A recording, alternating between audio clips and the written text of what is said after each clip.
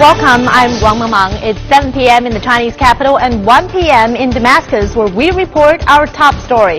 Coming right up on Asia Today.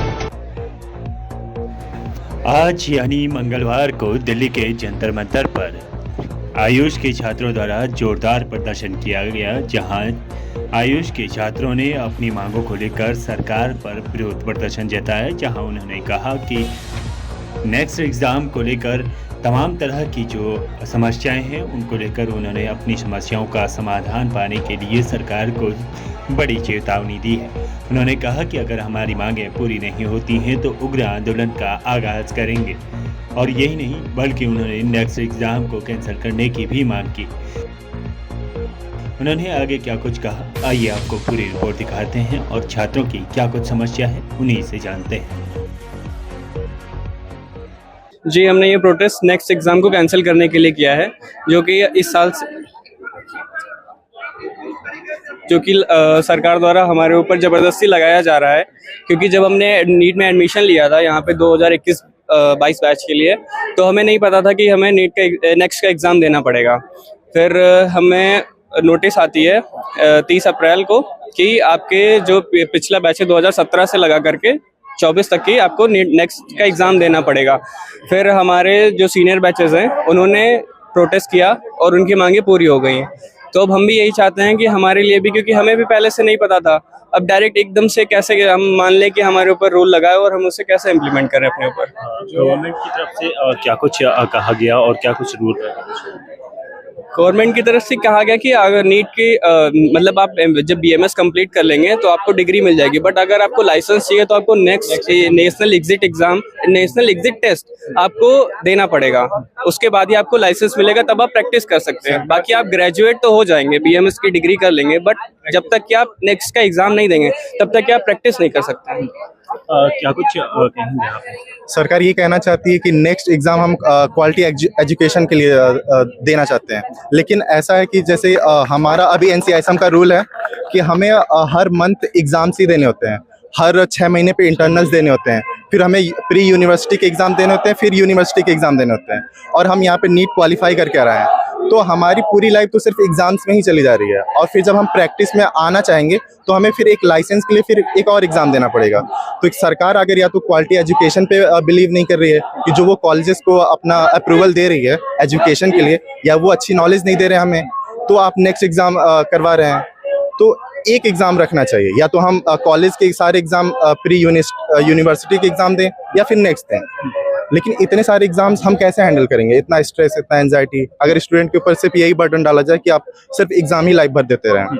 हमारी यही मांग है सरकार से कि जिस तरीके से क्या कहते हैं, यहाँ पे हम सब लोग इकट्ठा हुए हैं, हमारा जो नेक्स्ट एग्ज़ाम है उसको हटाने के लिए हम सब लोग यहाँ पे इकट्ठा हुए हैं। अब मैं यही कहना चाहूँगा सरकार से कि ये जो हमारा एग्ज़ाम है, ये जो नए बैच आए हैं 23-24 से या 24-25 से जो नया बैच आने वाला है, ये रूल उनके ऊपर अप्लाइड हो, क्योंकि जो स्टूडेंट्स पहले एडमिशन ले चुके हैं उनको इस बारे में कुछ बताया नहीं गया, तो वो लोग उस चीज़ को लेके प्रिपेयर्ड नहीं थे। अब आप एकदम से उनके ऊपर एक और टेस्ट लगा दोगे। हालांकि हम 4 साल लगातार हर 3 महीने में पेपर देते हुए आ रहे हैं, हमारे दूसरे महीने पीए होते रहते हैं, इंटरनल एग्जाम होते रहते हैं, फिर प्री यूनिवर्सिटी होते हैं, फिर यूनिवर्सिटी होते हैं, तब जाके हम एक अपना प्रॉफ जो होता है हम उसको क्लियर कर पाते हैं। उसके बाद हम यही चीज़ हम 4 साल करेंगे, उसके बाद भी हमें एक पेपर देना होगा, जिस वजह से हमें बाद में हम एक अच्छे डॉक्टर, एक प्रमोटेड डॉक्टर कहलाएंगे। अब ऐसा तो है नहीं, सब लोगों के पास फैमिली प्रेशर होता है, किसी के ऊपर फैमिली का रिस्पॉन्सिबिलिटीज होती है, सबके घर में अलग अलग प्रॉब्लम्स होती हैं। अब कोई बंदा अगर नेक्स्ट क्लियर नहीं कर पाता है तो वो फिर इसी चीज में अटक जाएगा। हम सारे बच्चे यहाँ पे कोई गवर्नमेंट कॉलेज से कर रहा है, कोई प्राइवेट कर रहा है, यहाँ पे पैसों का भी इशू आता है कि अगर कोई बंदा अपनी पूरे 5 साल में 15 लाख 20 लाख रुपए लगा के अपने ये 4 साल 5 साल क्लियर कर रहा है, उसके बाद अगर वो ये नेक्स्ट पेपर नहीं क्लियर कर पाता है कुछ इशू की वजह से, तो उसके ऊपर कितना बर्डन पड़ेगा, उसको मेंटल प्रेशर होगा, उसको डिप्रेशन वगैरह हो सकता है। तो मेरी सरकार से यही मांग रहेगी कि ये जो रूल है, ये जो नया आने वाला बैच है उनके ऊपर लागू किया जाए, और जो पुराना बैच है उनसे ये हटा दिया जाए, जिसके लिए हम सब लोग यहाँ पे इकट्ठा। हमारे भी सरकार से यही सवाल है कि जब उन्होंने ये नया रूल 2017 बैच पे लगाया था तो उन्हें अपना ये रूल पीछे क्यों लेना पड़ा। उसके बाद 18 पे लगाया तो 18, 19, 20 से भी पीछे लेना पड़ा। इसका मतलब कहीं ना कहीं सरकार के इस रूल को लाने में कहीं ना कहीं पूरी तैयारी नहीं थी, इसीलिए अपना ही बनाया रूल उनको 2 बार हटाना पड़ा।